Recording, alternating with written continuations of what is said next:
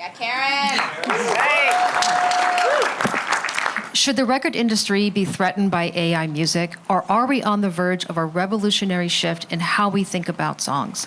To answer that question, we need to talk about music, technology, and money. Hi, I'm Karen Allen. I'm CEO and co-founder of Infinite Album. I was doing strategy at the RIAA when they were suing Napster. I consulted over 100 digital music startups, and I wrote the Bible on artists and live streaming, which is called Switch for Musicians. This is what I've learned. New technology equals new configurations, and new configurations equals more money for the record industry. There's a bump in revenue after the introduction of every new configuration. So you're probably wondering about that slide.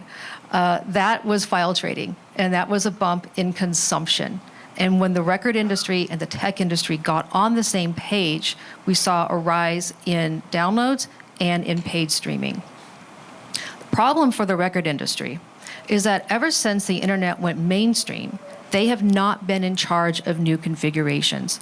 Technology, companies, and users are in charge. So that means that the record industry has to keep track of trends in the industry and adjust how they sell music. They're also coming up against a plateau in streaming, which is the current biggest configuration. Artists always benefit from new configurations, which each new configuration, there has been a drop in a music industry gatekeeper. Artists can release their own music, they can market to their own fans, fans have access to any song. So what does this mean for AI and gaming? Music is the new configuration. Ask anyone under 25 how they listen to and discover music, and I bet you that gaming is one of the top two answers. In fact, over 90% of Gen Z and Alpha identify as gamers. Gaming is an almost $200 billion a year business, bigger than any other entertainment category, and most of the money comes from free-to-play games that monetize through virtual goods. Virtual goods are digital assets or skills that you purchase to either make you play the game better, like a more powerful weapon, or to make you have fun, like a wearable or a dance move. The music industry makes money on games a few ways.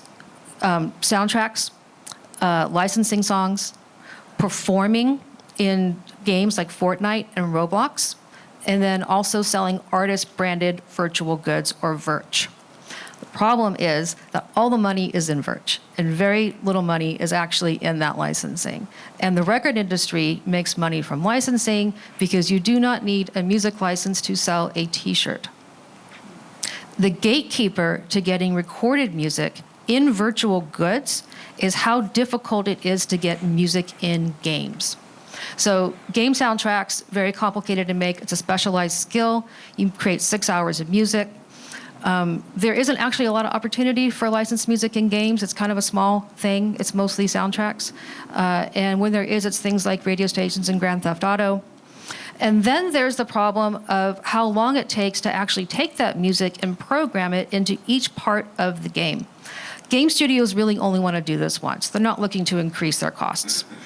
So virtual goods kind of escapes music. AI removes these gates. That's the big opportunity here. So my company and others like us, we generate AI music infinitely that can adjust to the game as game events happen. And that creates unique soundtracks infinitely. We take music from artists, we license music from record labels and publishers, and we create music infinitely that's interoperable between games, and we share down the revenue that we get when we work with games. So how do we know gamers want to choose their music?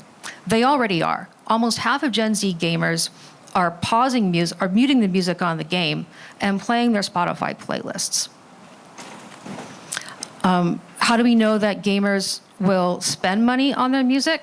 Because of that virtual good money, half of it is vanity.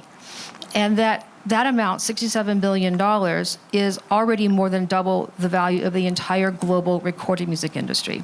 So should the record industry be threatened by AI music? Absolutely not. It's actually the key to getting music licenses into virtual goods at scale.